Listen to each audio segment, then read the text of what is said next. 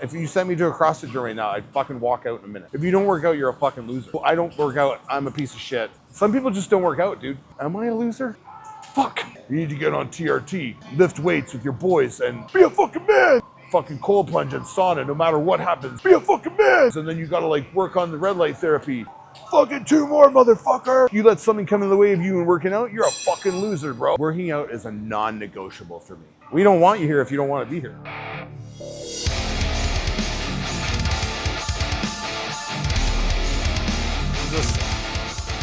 Everybody and their brother, and I know people that do this, so I'm not making fun of them. This is just my opinion. But this whole like life coach thing, right? And like this whole industry of like people telling you why you're like inferior or why your life isn't going the way it's going. It's like, cool, man. I get it.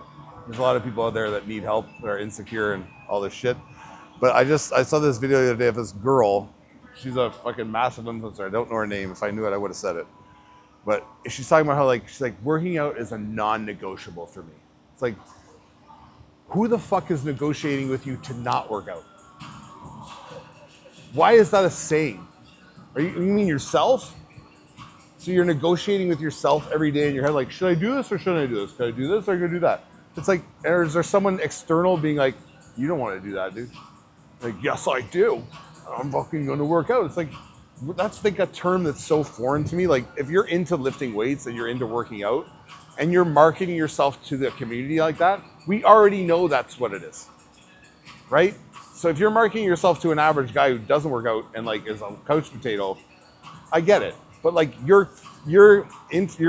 whole platform is being pushed to a fitness community that already goes to the fucking gym, dude or woman.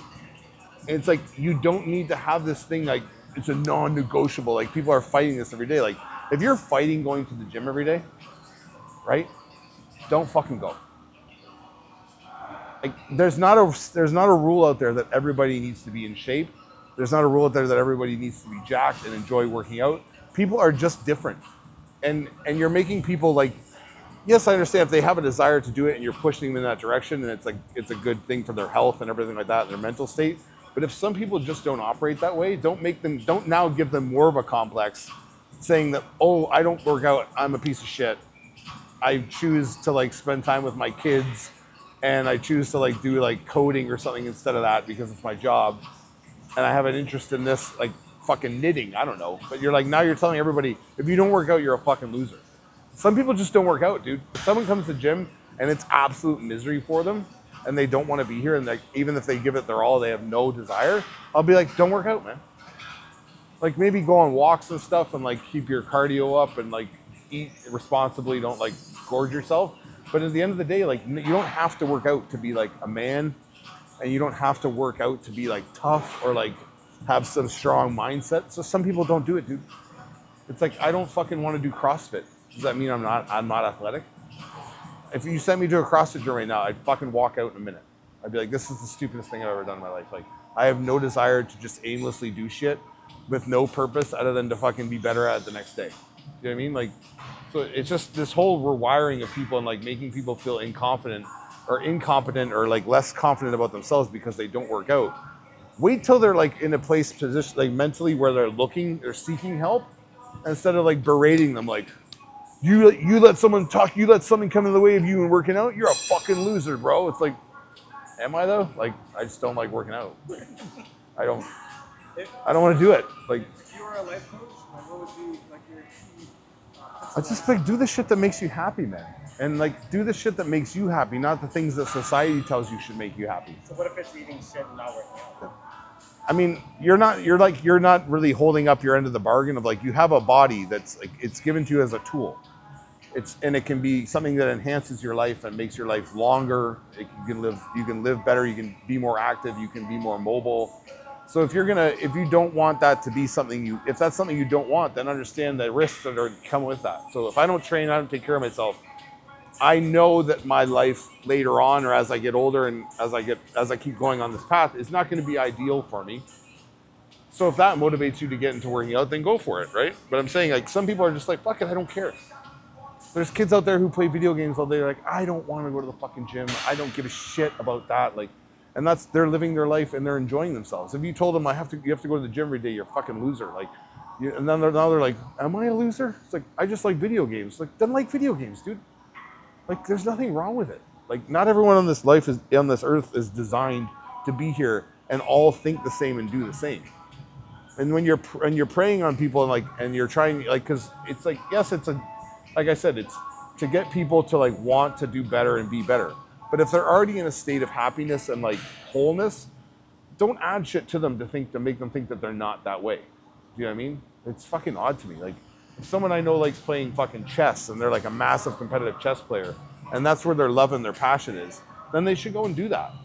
Don't tell them like, you need to get on TRT and fucking lift weights with your boys and fucking cold plunge and sauna no matter what happens, and then you gotta like work on the red light therapy and all that stuff. It's like, yeah, if that person's interested in that, that's a good road for them to take, but some people just don't give a fuck.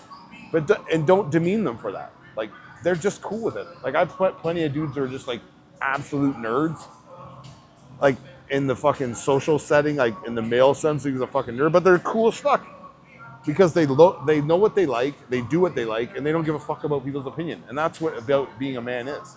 I do what I want to do, and I enjoy myself, and I live my life, and I'm having fun. That's like part of being here. Not everything in life has to be this like, I got to complete these fucking horrible things all the time and persevere through them and all this shit. It's like, don't get me wrong, like discomfort creates like good qualities in people and like it brings you through like adversity. But at the end of the day, if you're happy doing what you're doing and you're not hurting anybody, go for it, man. We don't want you here if you don't want to be here. I don't want you here if you don't want to be here. I don't want to train someone that doesn't want to be here. Do you know what I mean? It's like fucking drudgery. Like, why would I want to do that? Every day the kid comes in, he's like you got one more set. Like, oh, fuck. Come on, man, you got one more. I don't want to. It's like, that's fun to train. That's really fun to train. Well, I mean, there's different people respond to different styles of coaching differently. Right? So, like, what's your style of coaching? Are you more encouraging or more like just get up and do it? And how do you respond to that type of coaching? For some reason, people think I'm yelling at my clients all the time. I've never done like, you've never seen me in a video or any content ever yelling at someone I train, like, fucking 2 more, motherfucker. Like, it's just like, I'm just talking to you the same volume I'm talking now. Like, working out doesn't need to be this like overly aggressive thing where like you see these guys at like Diamond Gym in New Jersey and they're fucking screaming at each other like, be a fucking man, and they're in their fucking face. Like, no wonder people are afraid to go work out. Because I think that's what it is, right? It's like working out is just consistency of effort over time. It's not like how intense one session can be and like that's going to make the difference. It's just like, do you have the mental fortitude and like the dedication and desire to want to do this continuously? Just like with a diet or with anything or like anything you want to get good at. If I want to be the best at this video game, I'm going to have to play it a lot. I'm going to have to put hours in. I'm going to do all this shit. If I want to be the best website designer or the best media guy, I got to learn all these tools. I got to be up on the latest things. I got to know all this stuff, right? So like, that's the people you're trying to like, I'm trying to get in with, but like, that's why I've been lucky. I've been with clients who like, they're more lifestyle clients, but they're like interested in just having like a good physique and being strong, looking good in the mirror, like being able to play golf, like do the other stuff they like to do and do it more efficiently because their body is performing well, right? So that's the goal. It's like, I find like bodybuilders in general and people who are super into fitness, they're all over the place, bro. They're always looking for the next person to come around and unlock their physique. Oh, this guy, he knows this and he does this. It's like, we're all doing the same shit, just in different ways.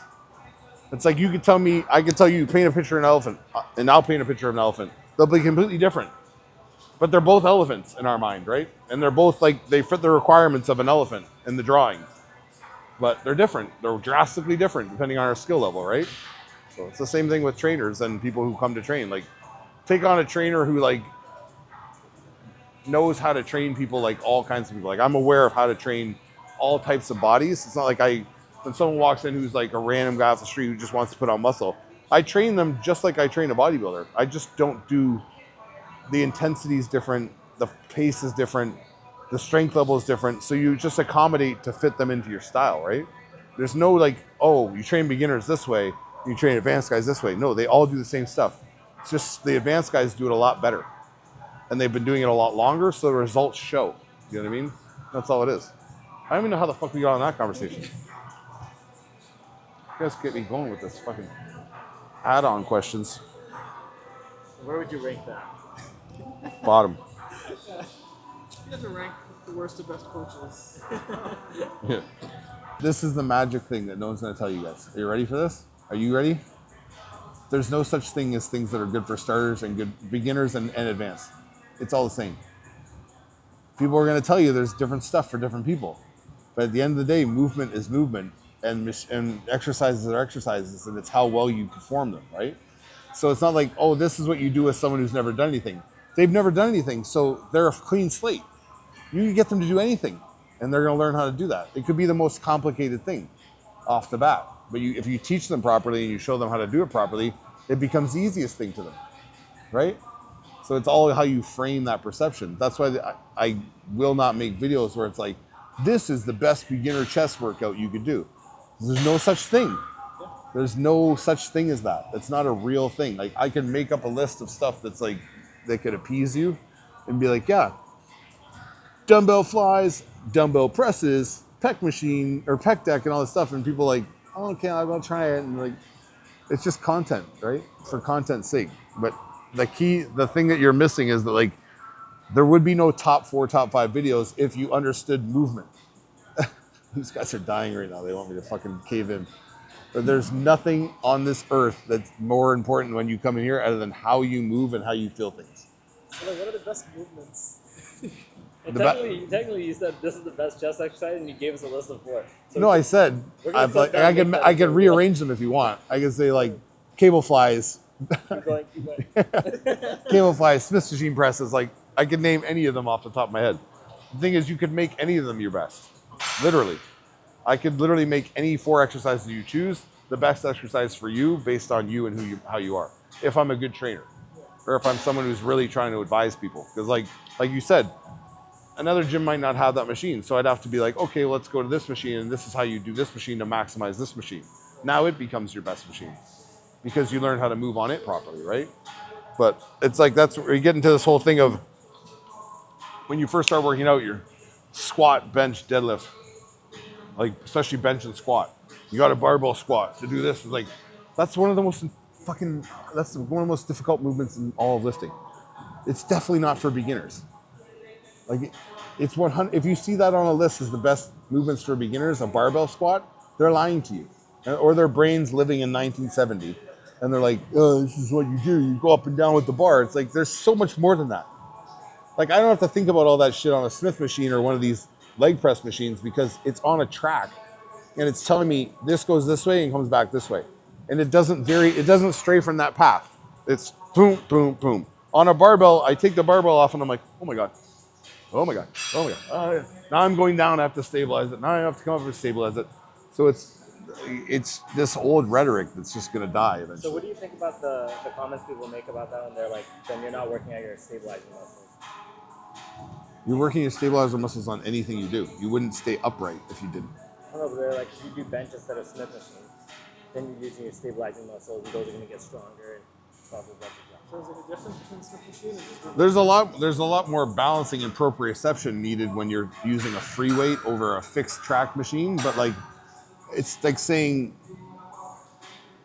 it's not necessarily that you're as a bodybuilder, you don't really need to overdevelop that ability to like manipulate and lock down on weight that well. So like, if I could choose, for example, if I could choose to like incline press 4 plates, say I'm a body like my past self where I'm benching 4 plates, and I can do that on a barbell, or I can do it on a Smith.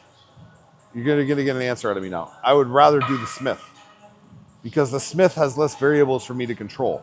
I don't want to control 405 pounds over have it unrack. First of all, the unrack could be fucked because the spotter could overset you, and then you have to like find yourself again.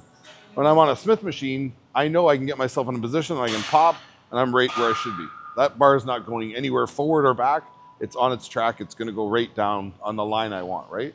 So I still have to stabilize that. So if I take 4 plates off on a Smith machine, I still have to keep my chest and ribs up, and I still have to be engaged in my core. I can't just be like going, I have to keep it up, and I have to understand, but it's easier for me to stay on a line now and keep all this stuff where it should be, whereas on the fucking incline barbell, that bar is gonna move and shift depending on how well I'm pushing it. My depth is gonna get all fucked up. I'm gonna have to readjust because I'll probably come out of the seat a little bit because the bar is moving, or I'm having to stabilize too much on one side. Next thing you know, I'm off alignment, and I'm just rocking that barbell to like quarter reps. Whereas on the Smith, I can get full reps, and I can drive, and I can almost pause at the bottom because I know I don't have to worry about on not being able to get it, because if I push up, it doesn't go, I click it, and I'm good. You know what I mean? I'm not trying to overcompensate out of the negative or the positive, right? Yep. So it's like a matter of, yeah. It's a matter of like, yes, if you're talking about it from an athletic point of view, if I'm going to be doing free weights, yes, it's going to give you more body control and understand like stabilizing and balance and shit like that. But when it comes to bodybuilding, I want isolation. I don't care about all that shit But what necessarily. about like a regular person? They don't care about bodybuilding. They just want to like get Just fit. lift to look good then. What do you need all this like stabilizing and balancing and proprioception and Just want the best way to build muscle. So maybe that's the way. it's called steroids. Number one, gonna help you build a lot of muscle. Then actually going to the gym is gonna help a lot too. Eating well is gonna help even more. And then lifting weights. It's really all it is. It's like, there's no like, oh, I did incline presses with dumbbells for a year and my chest got so much bigger than the guy who did steroids and did the same shit or did like 5 different machines than me.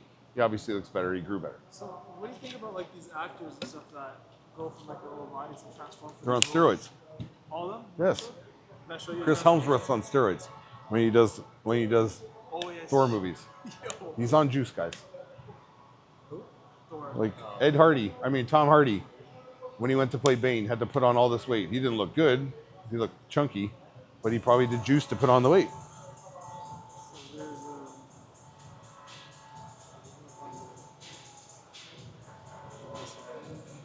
Yeah, he's on fucking. Well, first of all, the first picture's photoshopped to make him look even worse. But they definitely made him look fatter, but he was pretty fat like that. yeah, if he got in shape, he started working out, and he probably took some fucking gear. Just say like that. Yeah. That's the thing. It's not that impressive, right? Yeah. It's just him lean. So him lean looks like he did something drastic. Whereas like, no, he just hardened. He just like got leaner, so the muscle became more prominent. And now he's standing there looking jacked. A lean physique always looks more impressive than a non-lean physique, right? Yeah. That's why bodybuilders get on stage at their leanest, not their biggest, because they want to show like all the definitions like that. So a guy who's 250 pounds, super lean and shredded, standing next to a guy who's 300 pounds and poofy and fat, looks way better and way bigger. Listen like this. Hey, he's on juice. He's on it too? Yeah. Really? Yeah, dude. That looks so normal. It doesn't even look like it's. He's on gear. It's not like I'm not talking massive quantities of gear like bodybuilding levels, but like if you go from you're the guy in the picture on the beach to the guy in the next picture like you showed me in 3-4 months, there's something helping you there. Whether it's Ozempic, whether it's like clenbuterol, whether it's T3, whether it's like low dose testosterone, whether it's Anavar, whatever it is, something's helping you to achieve those results faster, right? So that you're camera ready to look like shredded on camera. What's like a realistic timeline for like that type of transformation? Like naturally, Yeah. it depends how on point your diet is and how on point your training is, but I mean it's doable. But it'll probably take longer than 3-4 months, that's for sure. Because you got to understand you're also trying to like offset all the bad shit you've been doing prior to that. So your body's not in a state of like optimal, like your metabolism isn't optimum. You're not like, you're holding all this stored fat that you still have to burn through. Like your eating habits probably aren't the greatest, so you got to adapt to that. You're going to go through digestive stress of like getting off all that shit food and getting on better food. So it's like, it's going to be a process. Most people can't stick to that, so they're like, let's just get on some gear and make that process speed up a little bit and give myself a little bit of help. You know what I mean? Is Ozempic considered steroids? No. But I mean, it's an aid, right? So it's performance enhancing. It's a performance enhancing or physique enhancing substance. So all it's doing is working on receptors in your body where GLPs and stuff like that. So it's creating an environment where fat is being burned and your appetite's being suppressed, so it's easier for you to lose weight. So when celebrities don't admit to it, like for example, Hugh Jackman talks about his transformation. Yeah, The Rock's on fucking gas like you can't Yeah. believe. Yeah, Hugh Jackman said The Rock's he he's called up gassed The out of his mind. Rock. Yeah, Hugh Jackman said he called The Rock, and The Rock told him to eat like 8,000 calories, and that's what helped Hugh Jackman transform his Yeah, and fucking gear, dude. Like, I just don't understand the reason to lie about it. This isn't like the 1960s anymore. Like, everyone and their brother knows about steroids, and like TRT is like a commonplace word now. Like, it's an acronym everyone knows. Even people who don't work out know what TRT is. Oh, he's on TRT? You're like, yeah, it's fucking steroids, dude. Like, it's steroids. Oh, that UFC fighter just found out he was on steroids. He didn't even realize it. He's streaming now. Sugar? DJ? No, Rampage. Rampage Jack. Yeah, so he was talking to, who's the gym guy that you know? Who owns the gym? Bradley Martin, yeah. So he was in his gym, and then he was saying that his guy had him on test, and he's like, oh, so I wasn't on steroids. He's like, yeah, you were. That's what it is. And he's like, nah. He just realized in that moment that he I was don't on know. steroids. People think steroids like if it doesn't say steroids on the bottle, they're not. It's not steroids. Like steroids are a class of drugs. It's not like a fucking. Don't take steroids. Like steroids. Like there's like fucking. At this point, probably like the average person knows of. I don't know, maybe like 20 compounds that are like considered steroids. They're testosterone derivatives, or they're like 19 nors and like different chemical makeups of these testosterone bonds, right? Or chemical whatever structures, but it's like it doesn't come in a bottle. It's just steroids, guys. So you could be on steroids and not know it. Are you open to talking about your first experience and decide making a decision to try it? Yeah, I couldn't wait. I gotta Did you train look it. good before it? No, it looked horrible. I was before I ever touched a steroid. I got up to naturally. I think it was like I want to say 245. So, and then I took steroids my first summer home from college. I took testosterone suspension and like 40 milligrams of D-ball a day. And I take like test suspension shots like every other day, or like every day, I think. And I put on like 20 pounds in like 3 weeks, or like a month. Yeah, it was just all water though. But I was like I was sprinting all the time. I was getting faster every time. I was like, this is great. I was like, yeah, sign me up. Then I had to come off it because I was going into college. I didn't want to get tested. Sorry to the University of Rhode Island, but I never got tested. So I never did shit during the season. And then in the off seasons, I'd always do like little cycles here and there. All my whole team did basically. All the guys I played with. But we just wouldn't get caught. So. Yeah, I loved it. I was researching about steroids before I even did steroids. Like there was a book that used to come out called by William Llewellyn. I think that's how you say his last name. He used to make a book every year called Anabolics, whatever, like 2015, 2000, whatever. He'd do like an annual book on all the steroids that he knew about, like their effects, like what they mix best with, like the breakdown of all of them, like chemically and like give you sample cycles in the back and all this shit, like pictures of like legit steroids and like fake steroids, so you could like see if you had real stuff or not. I had that book before I even touched steroid. I was like chomping at the bit to do steroids. Would you look this good without steroids? I don't know if I wouldn't maintain as much size, I don't think. But I mean, I'd still have the same structure. Your structure is your structure. What's been like, the worst and best part? There's no like, Like for girls, for example, their voice goes slower, yeah, well, stuff like that. it's always funny to me when they're shocked that happens. Like, it's like, I don't know what you knew that was possible. Like, don't get mad about it when it happens. Like, it's like taking a medication, but like this medication could cause seizures, and then you have a seizure, and you're like, what the fuck? Like, it said it could happen. It's like my friend Broderick, Team Evil GSP, like he made like said something that made sense to me a long time ago. Like there's no such thing as side effects of drugs. There's just the effects of them. Like they may not be the effects you want, but this is something this drug does. So it's the effect of the drug. It's not a side effect. Like it's not like we didn't know this was gonna happen, right? So yeah, I mean I don't when I first got on a lot of gear, I was prone to acne when I was younger. I had like acne and shit like that on my face and my neck and shit like that. And then when I started ramping up the gear after college was over and I got into bodybuilding, it just like exploded again. So I had like cystic like shit like some guys have. That's why when I see guys that have that stuff nowadays, I never make a comment about that. That shit is like it's tough, man. Like it doesn't seem that when people look at you like, oh, you just got bumps on your skin, blah blah blah. But like it's like to your self confidence and like everything, it's tough, man. Like it's tough to live like that. Like you're like embarrassed of the way you look and like shit's like irritated and red and you're like constantly thinking about it. So like it came back and I was like, I was like, motherfucker, I beat this before and now it's like now it's flared up worse than ever. Like I had like fucking welts on my forehead and like on my back and my shoulders and shit. I used to like not change in the change room. I used to go to the bathroom because I didn't want people to see me. And then my coach at the time, Joe, he's like, why the fuck you keep training? And that's exactly what he sounds like. Why the fuck you keep changing in the fucking bathroom? And I'm like, I don't know, because I don't like being out there. And he's like, it's because of all your zits. And I'm like, yeah. He's like, just go get some fucking Accutane, get it over with. And I'm like, oh, okay. So I went to the doctor. He's like, yeah, you need it. So I did Accutane, and that shit went away in like 2 months. Never came back. And I was like, oh, I can do all the gear I want now. This is great. Well, the Accutane's like fucking horrible on your liver. It just beats the fuck out of your liver. And it makes it way worse before it gets better.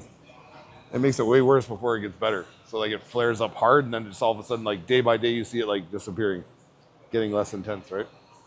I gotta train this guy. You want to conclude this episode? No, I don't. Yeah, sure. How about you fuck off?